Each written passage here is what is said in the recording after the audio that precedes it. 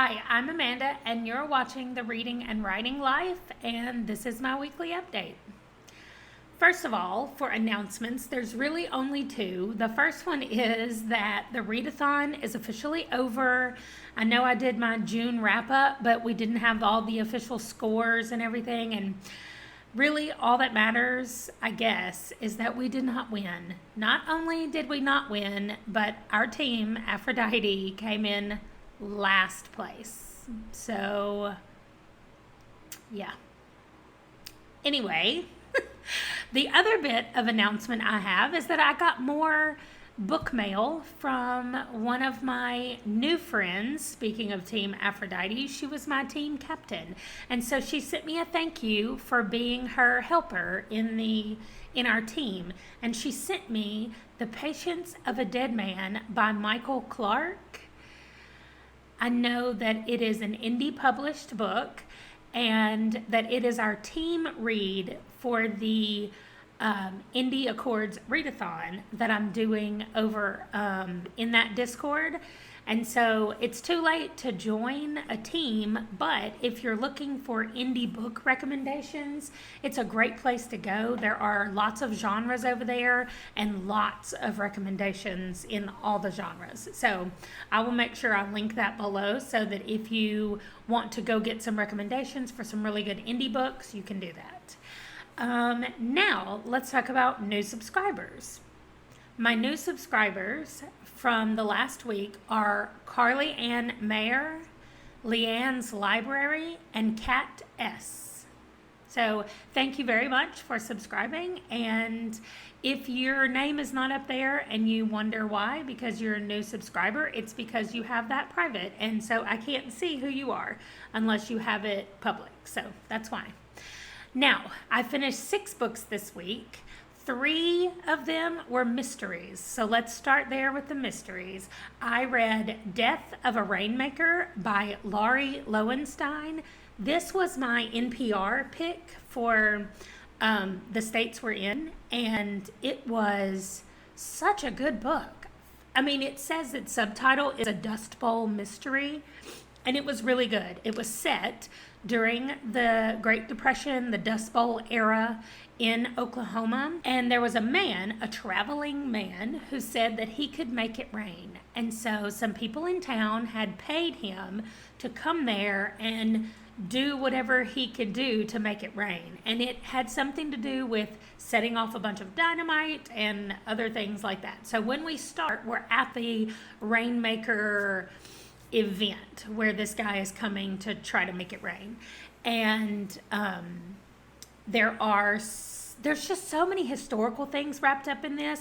Like, we have just everything that was happening in that area in this time frame, and there are dust storms that come up, and you get to see just how destructive these things were. And so in the middle of that, there is a murder, and I mean, it's called Death of a Rainmaker, so I don't think it's giving anything away to say that the Rainmaker is then found dead. And so we're following the investigation. But the cool thing about this book is that there's so many different points of view that we get to hear from, especially the sheriff's wife. Oh, in the midst of this, there is about to be an election for sheriff. And so he's back up to be elected. And we're hearing from his wife, and she can't quite decide if she wants him to be elected again and them to stay there longer, or if she's really hoping that he loses the election. But then they're literally in the midst of a depression, and she's like, I don't know how we'll eat or what we'll do if he's not sheriff. And so you just have that going on along with the overall mystery of the death of the Rainmaker. And then there's so many other little people that you're meeting and learning about as you're going along through this book. So I really liked it. It's it's historical fiction, I would say, more than it is mystery. I mean, of course, there is the death that they're solving, and that's what makes it the mystery, but it's just a really good historical fiction book about this time frame, and I really liked it. The other 2 mystery books I was not as happy with. I didn't like as much. The first one is Murder at the Marina by Ellen Jacobson. It is an indie book that I got from the Indie Accords suggestions for a mystery. my team is supposed to be reading horror, thriller, and mystery. And I had so many books that I thought I was going to be scared of this month that I wanted to pick a couple of what look like cozy mysteries that I would like. This book the main character was annoying to me. It starts out where she thinks that her husband is having an affair because they're at their anniversary dinner, and he's like, I have something to tell you. And he tells her a woman's name, and he pulls up his phone, and he's like, I gotta show you her. She's so pretty. And this woman's like, why do you think I want to see pictures of the woman that you're having an affair with? Well, it's a boat. It's not. It's not a woman. So she feels like they've kind of been swindled, and her husband has been talked into buying this boat that he shouldn't have bought from this kind of sketchy guy. And anyway, I don't like her. She is annoying. The overall mystery of what happened, so the man that they buy the boat from, they celebrate with him, everybody sees him that night, and then they go back to the boat, and his dead body is in their boat. Well, he told them that he was going to leave a present for them, a gift, like a thank you gift for purchasing the boat.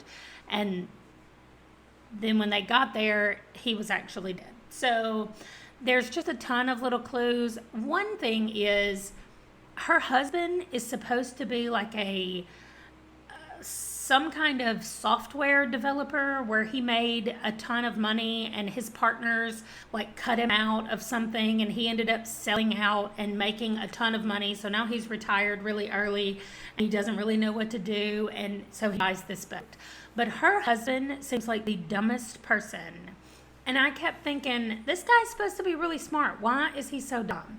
And I don't know. Their relationship seemed super immature, and like they were not even adults. I'm like, this is not how adults act. And she accuses somebody of like knocking her out at one point, and the policeman is like, oh, I'm sure that you just imagined that.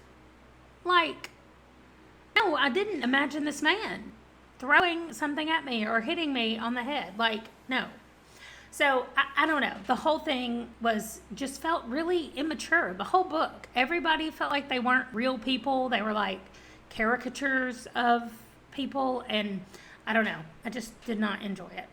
The other mystery book is called Ghost Mortem by Jane Hinchy. I thought this book had a cute premise where somebody is going to end up being a ghost. You don't really know who it is. At first, I kind of thought that it was going to be the main character, and then I didn't know how it was going to work. But without giving away spoilers, I'll just stop right there and say someone ends up dying. And one of my problems with this book is that the person who died never stops to have the like grieving state that I feel like you would have to have. And this person is never like, I'm dead, and the things that I wanted for my life are not going to happen, and this is going to be my forever afterlife. Like, there's never a moment of just like realization for this person. It's almost like, okay, I'm dead, and this is what happens, let's go. And that's just it. There's never then this dead person realizes that they can walk through walls and doors and things like that. And so there's one point where one of the men that they're investigating, they walk out of the room after having a discussion, not the ghost. There's one ghost and one real person. They have a discussion with this person. They leave the room, and then they're like, oh, I think he picked up his phone. And they never say, hey, ghost person, go back in there and listen to what he's saying. Like they never say that. And I was sitting there yelling the whole time, like, the ghost could go listen in on the phone call. So anyway, that annoyed me. The other thing was that the main character woman that we start out the book from her point of view, she is too clumsy. Like, she's clumsy to the point that she probably needs to go to the doctor and see if there is something wrong with her, because she's so clumsy. This is not just like, oh, this is cute and she's clumsy and she knocks things over. No, this is every time she moves and every time she does anything, she has to fall over or knock something over. And it just felt way over the top. Like, I get that you were trying to say she's clumsy, and that's cute, but this was like Three Stooges clumsy, and it was too much. It just made me not like her. I thought, just be an adult and pay attention to where you're walking and where you're going and what you're doing. Like, I didn't like her. I didn't like it, and I don't know.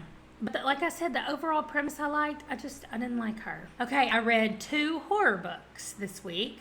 One of them was Don't Call at All by Robbie Miles. This is a middle grade horror, and this book is set in 2019. And so I have some problems right off the bat with this. Number one, it is set in New York City in 2019. These children that the book is about are 13 and 14 years old, and they leave their apartment buildings in New York City in the middle of the night, and they stay out all night in random places around New York. They're not going into each other's apartments. They're going outside and walking around the park at like 3 and 4 in the morning. So I just have a real problem with that. If that is the way people are parenting their children, then we have way more issues than whatever is going on in this book. That just did not seem realistic at all to me. Now, if you set this book in the 80s and you said that's what people were doing, fine. I grew up in the 80s, and I was outside of my house all the time. However, I didn't live in New York City, number one, and I was not out overnight outside alone. Like, if I was out there with a bunch of friends, then maybe we were trying to stay out all night and we'd make it till like 2 o'clock in the morning and then we'd go in somebody's house. But in 2019, in New York City, I just don't believe it. Now, maybe that's because I don't know enough about New York City. Maybe somebody who lives there can say to me, sure, there are young teenagers, 13-year-olds out at all hours in New York City. Okay. The parents in this book were horrible as far as I'm concerned. The premise of this was that a 13-year-old boy wants a cell phone. Everybody else in his grade has a cell phone. Everybody in his class, all of his friends have cell phones. They all know everything that's going on because they're all on social media. And he really wants a cell phone. And his parents are like, no, we don't think you're old enough to have a cell phone. Well, they clearly think he's old enough to wander around New York City alone in the middle of the night. So, anyway, he takes a cell phone from a stranger. And bad things happen. That's what happens. I don't mean take as in steal. I mean the stranger gives him a brand new cell phone, and things happen from I didn't like it. The other book, horror book, is called The Overbridge by Deep Aria. This book too. Now this one was really like a novella, and my problem with this, I guess, is because it just seemed to be confusing to me the whole time. I didn't really know where we were. It's clearly on a bridge. The bridge is called the Overbridge. And this guy wakes up and he remembers like a weird noise that he heard. He remembers that he had just left a hearing where his ex-wife got custody of his daughter. And he's like, I can't believe that that's happened and that she said all those lies about me and that she's taken my daughter. And he's like all mad about this and upset about this. And he goes to get out of his car and he realizes that there's not any other people, like all the other cars are empty, and then he stumbles upon another person and he's like, what are we doing? And they start walking towards the end of the bridge to like find out what's going on, and the bridge is just filled up with cars, empty. But when they get to the edge, there's like fog all around the bridge and they can't really get off they start to go through the fog, and another person like staggers out of the fog with the blood all over them and is like, we can't go that way. So anyway, they're kind of trapped there on this bridge, and it's really what it feels like is that you're having some kind of weird fever dream inside the mind of this person. And so he doesn't really know what's going on, and you really feel that. Like, the author does a really good job of making you feel like, I don't know what's going on.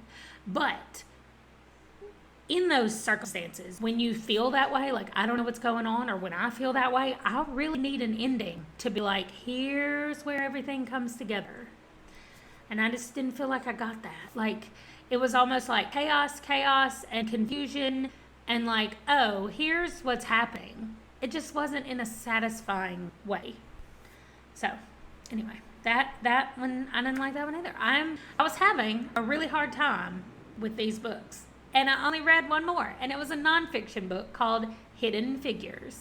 This also was an NPR pick from the states we're in, and I loved it. As you can tell, out of the 6 books, 2 of them were NPR picks, and they were my favorites of the week. This is about the women, the women who worked for NASA, or NACA as it was before it was NASA. They're the computers. She follows a few women and kind of profiles them, specifically the African American ones, although in general it's just about the women who were all working there and kind of what they did. And she even touches on a few of the African American men. They were able to be called engineers, but because they were not pulled together, it was almost more difficult for them because they were like alone as the only black person working in that area or wherever they were. And so a few of them came, but they always left fast because, they were left out and isolated pretty much. And so she just describes like how these women, even having a family and having their children and taking care of their children, were still very much responsible for everything that happened with leading up to the creation of NASA. And even like, it was really cool. Like the first man who went out and orbited the Earth, his name was John Glenn, and they needed the trajectory and everything to be perfectly right. And so they put it all into a new computer that had just been created, like an actual computer, not a person computer. Before they had these kind of computers, they had people who were called computers. And so John Glenn is going to be the astronaut, and he needs all of these calculations to be like exactly right. And he calls down because he's worried about the mainframe computer being the one checking all the numbers. And so he says, y'all check with that girl and see if it's right. See if those numbers are right. And so the girl checked the numbers, said that it was all right, everything's right, and he said, okay, if she says it's right, I'll go with it. And he did it, and he made it back, and he orbited the Earth. And it's amazing that these people made such a huge difference in like the space race and everything having to do with NASA. And I didn't know anything about them until this book came out. And I know it's a movie, and I haven't seen the movie.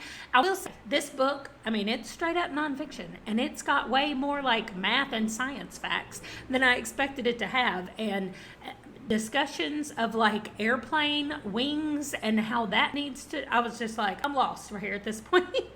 But it was still such a good story. And I definitely will be watching the movie now. Okay, now let's talk about what I'm reading right now, and then we'll finish this up pretty quickly. So I am still reading The Stand by Stephen King. I am roughly halfway through. I'm on page 560. So I think I'm about halfway through the book. And I'm reading The Heartbeat of Wounded Knee by David Troyer. I'm almost finished with this. It is so good. Again, an NPR book. But I am loving it so much. So I will definitely be talking about that one next week. Hopefully I can finish Stand by next week. I think I've only been reading it for a week. So maybe next week I will have The Stand done. And I'm reading a short story compilation called The Ones That Got Away by Stephen Graham Jones. It's my first in the Stephen Graham Jones Author Catalog Challenge. And so I'm reading that book. Now, the next books that I'm reading, I went ahead and spun. I'm not going to show you the spins because I did it without filming it. But I'm going to be reading A Court of Honey and Ash, which is our group read in the Indie Accords. I'm going to read The Gamble and Goddess of Filth. Those are both in the Indie Accords. They're horror, so I'm not really looking forward to that very much. I'm going to read my first by Tamora Pierce, which is Alana, the First Adventure. And I'm going to be reading The Coldest Girl in Cold Town by Holly Black. So hopefully I can finish all of those by next week. That's 8 books, so we'll see. I only finished 6 this week, so we'll see if I get to all of those. If not, then I'll talk about them the next week. Anyway, I am glad that you joined me, and I will see you in my next video.